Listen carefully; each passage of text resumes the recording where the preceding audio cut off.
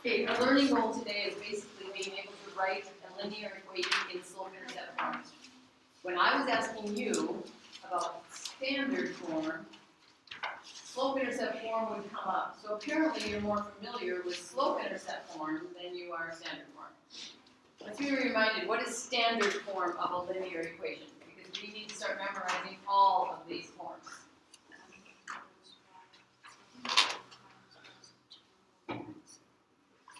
Okay, so Tessa just gave me m equals y sub 2 minus y sub 1 over x sub 2 minus x sub 1. Is that standard form of a linear equation, or is that something else she's memorized? Is that slope? That's the slope formula, isn't it? That is a formula that will help us find the slope between, if we're given 2 points, we can use that to help us find the slope. So what's standard form, though, of an linear equation? Would that be y? Find out, guys. Come on. Kat? Y equals mx plus b? That's not standard form.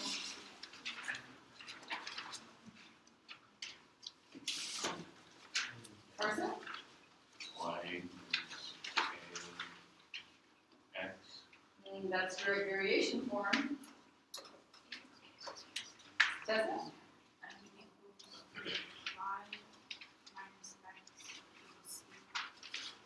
No, you're kind of throwing out some of the parts of it, but not anything that is correct yet.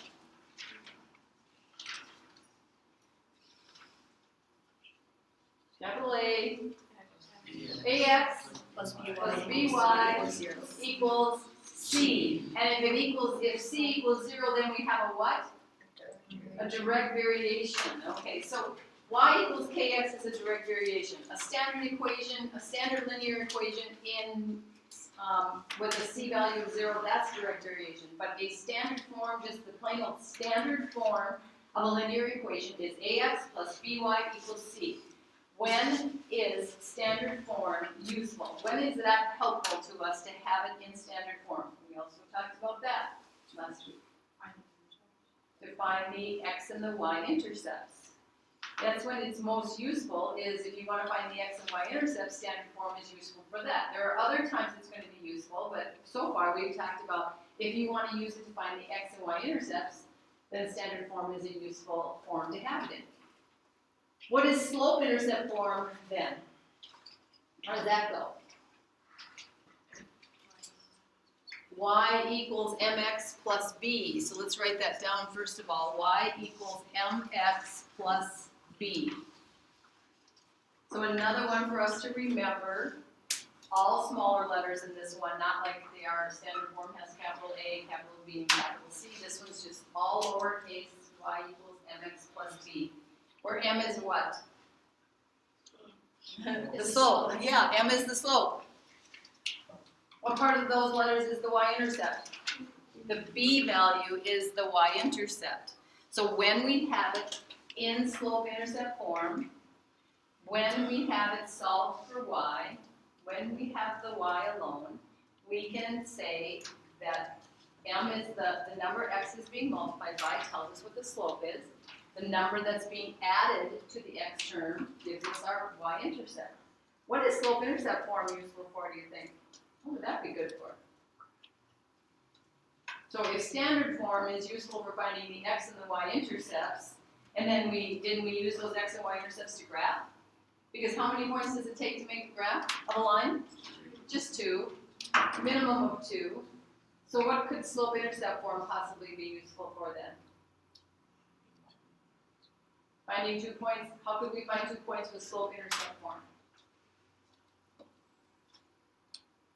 So you guys knew this equation before you came to me, because you've been reciting it. So what did you use it for before?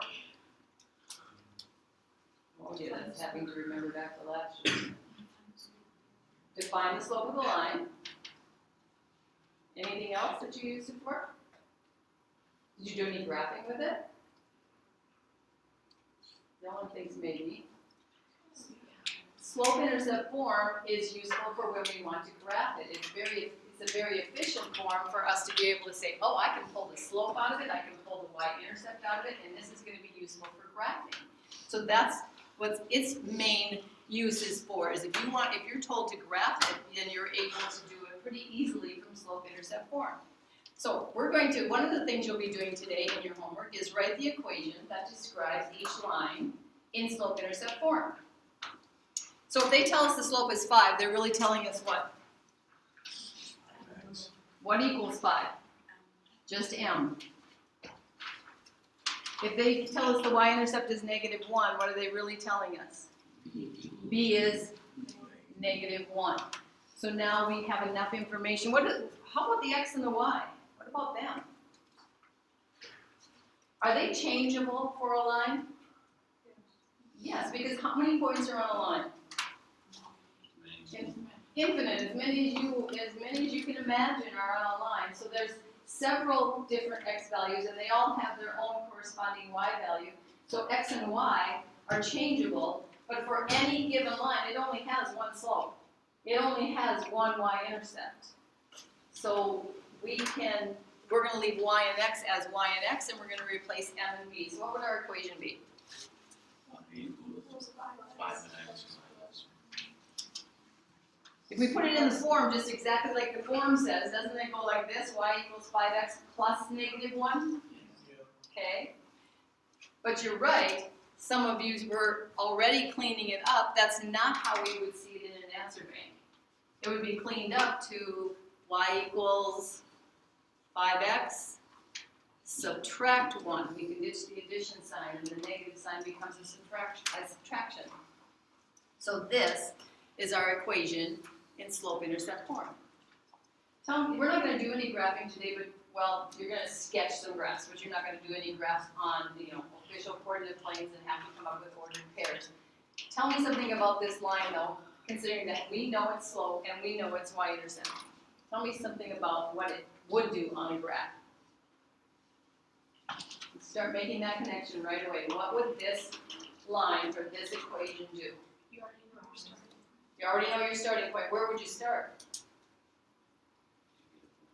At -1 on the y-axis, because we know then that this line crosses the y-axis at -1.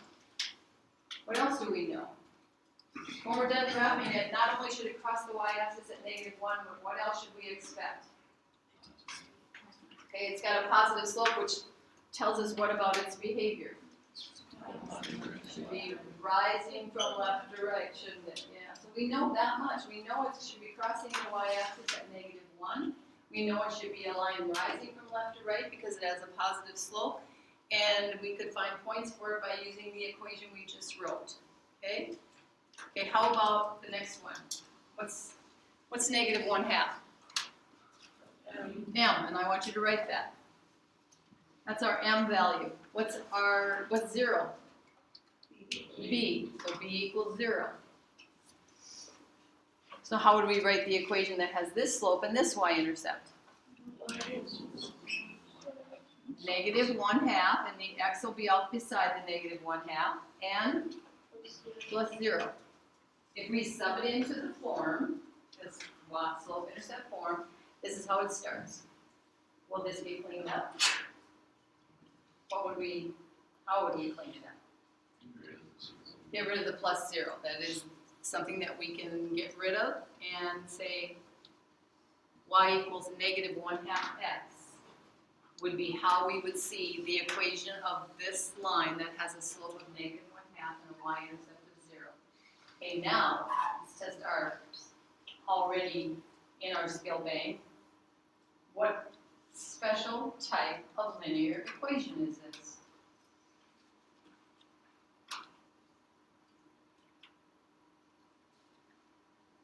Did you all have a quiz?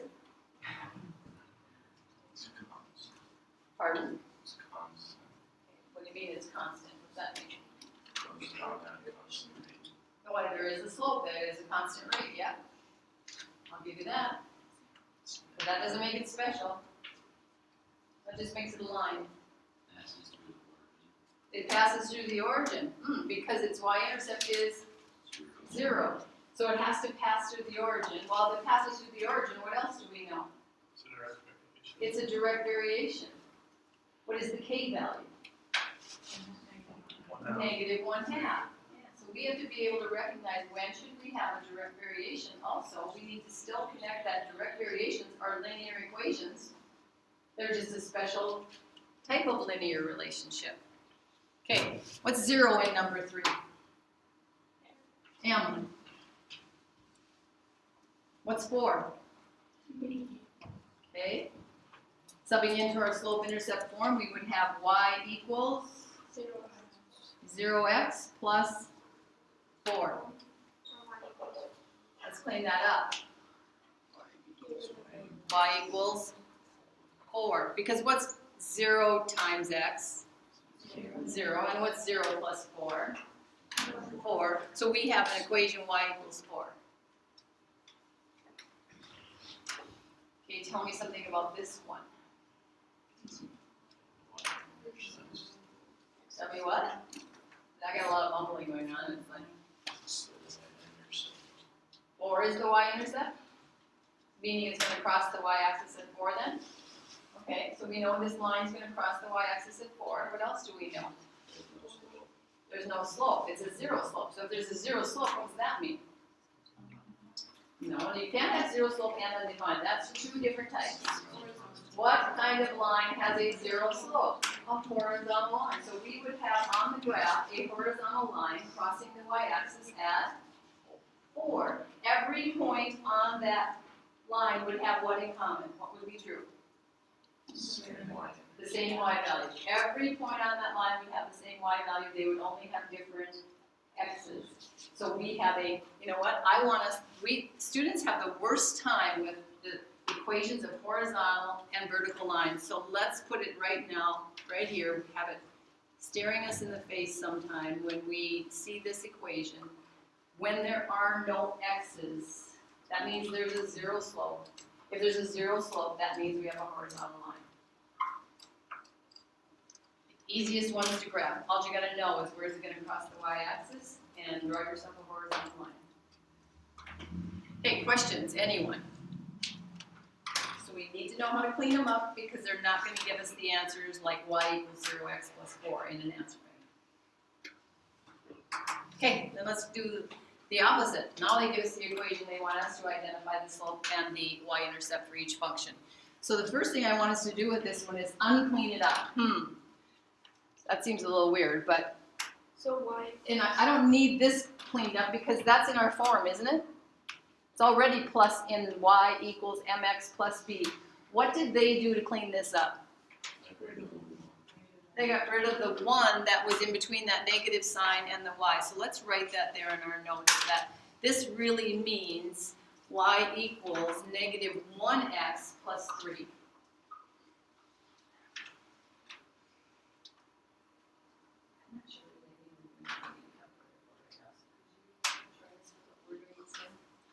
Okay, what's the slope? Negative 1.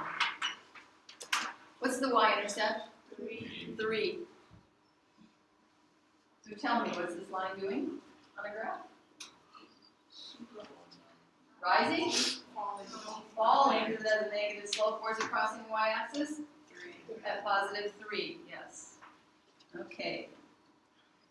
Number 5, what was that before it got cleaned up?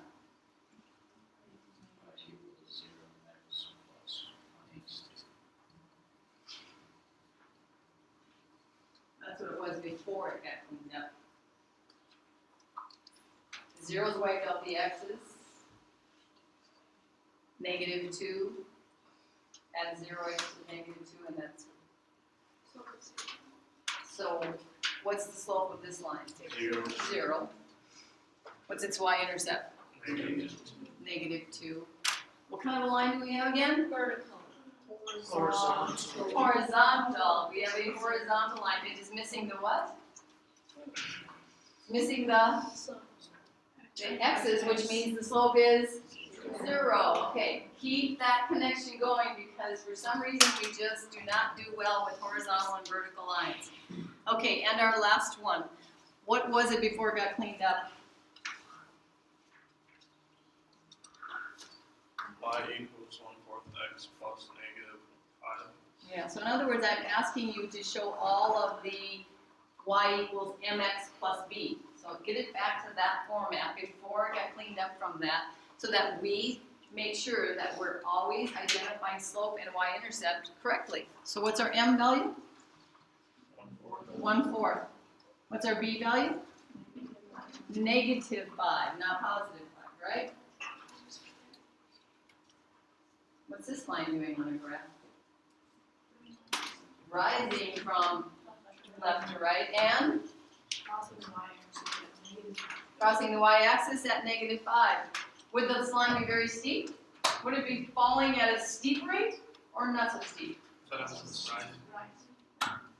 Oh, it's rising, sorry, not falling, you're right. Thank you. Straightening me out. Is it rising at a pretty sharp rate or is it rising much flatter?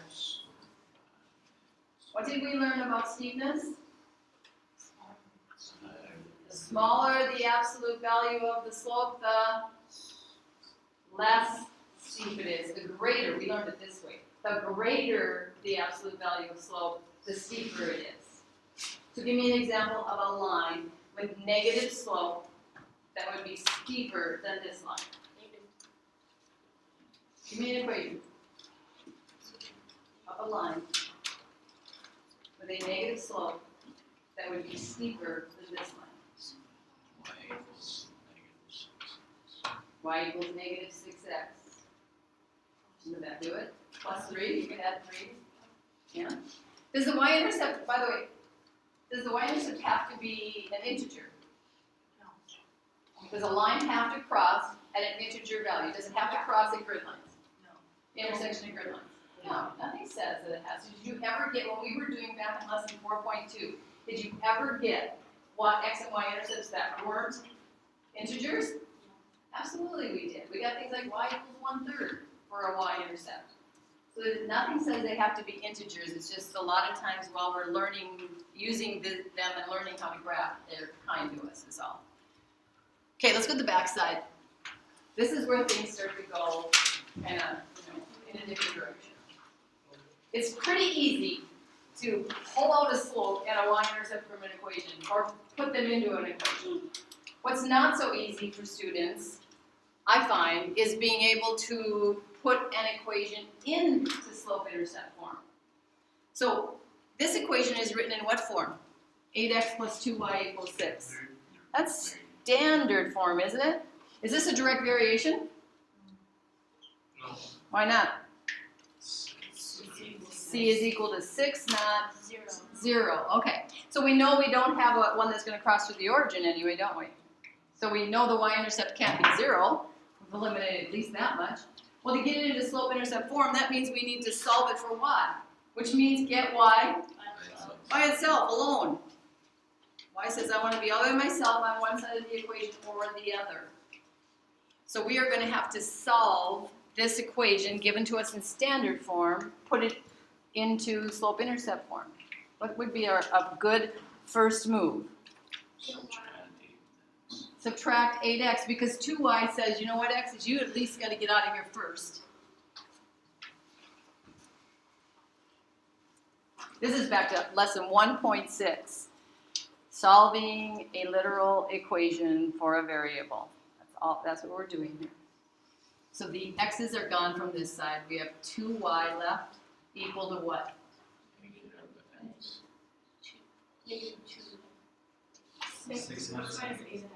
They're not like terms. You can't put them together. They're not like terms. So now let's change this, because this is another thing I asked you to do back in 1.6. Change subtraction to add, and what's the opposite of 8x? Negative 8x. Why should we do that? So that we divide properly. Okay, so now, what would we do next? Divide both sides by 2. Okay, and when we divide both sides, that really means divide Everything. all 3 pieces by 2. So we're going to divide every piece by 2. Some of you on the quiz that I was correcting last night, yeah, well, we just divide the parts that we think look friendly or something. So what's our y is now alone? 3 plus negative 4x. Okay, what can we do to that to clean that up, or to kind of make it look more Take out the slope addition. interformish? Take out the addition. Take out the addition sign, well, what should we have to, shouldn't something trade places? X and Let's have the x's, so this is a negative 4x plus 3. Because it's addition, they can just trade places without any harm. And now we can say m equals negative 4 and b equals 3. Yes, Carter? So will we get it wrong if we don't swap those? Like if we don't swap the B?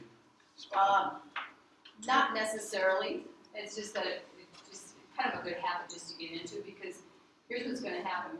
There's going to be other things we're also going to use slope intercept form for, and it would be nice if we had them in the order. Yes, thanks, Nicole. Have them in order, in the correct order, because it'll just make life a little bit easier then. Okay, so it's kind of like just getting a good habit in the beginning.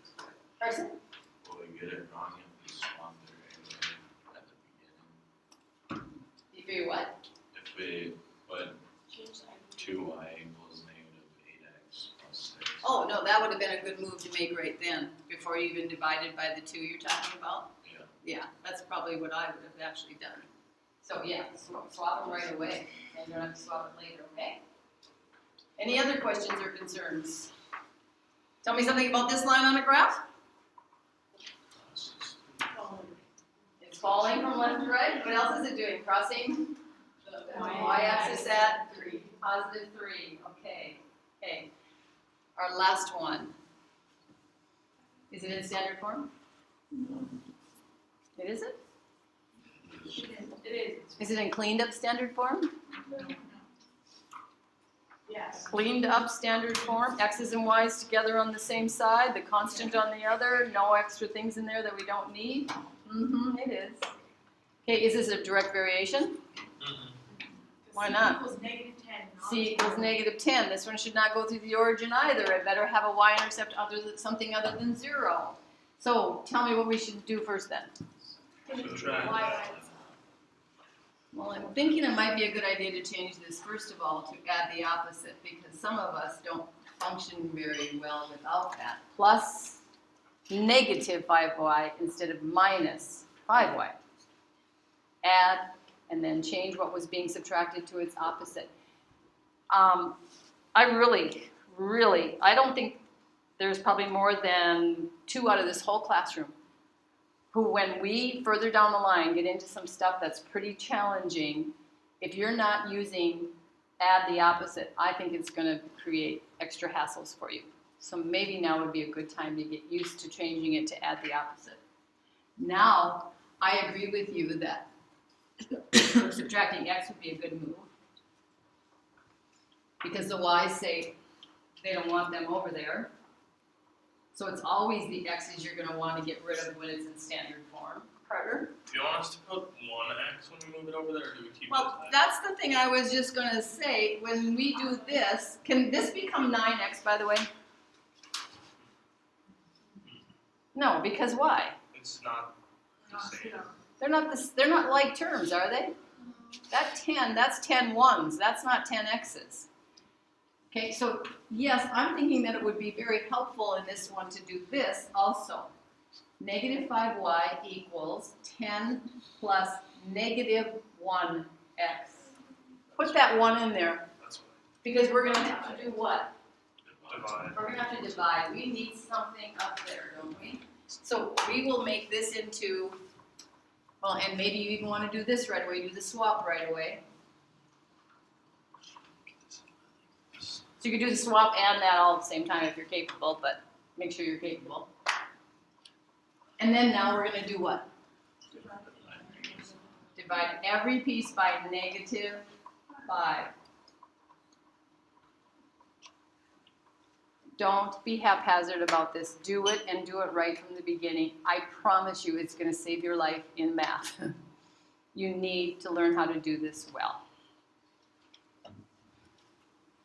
Just talked to a young lady at the grocery store last night. She's like, if I only would have listened to you in 9th grade. She's in college now and having to take a beginner algebra course. And she says, the teacher moves so fast and does not, I can't even keep up. She's like, I'm gonna start coming to see you. And I said, yeah, would you come and tell my ninth graders that I do know what I'm talking about? She's like, absolutely, anytime. So I'll have her up sometime. Y equals what? 0.2. No, we don't change slope to a decimal because we lose the rise over 1.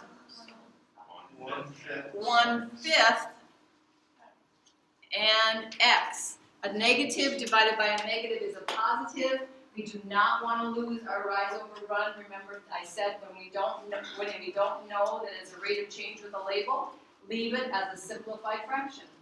You can change them to integers, but do not change them to decimals. Plus what? 2. -2. Okay?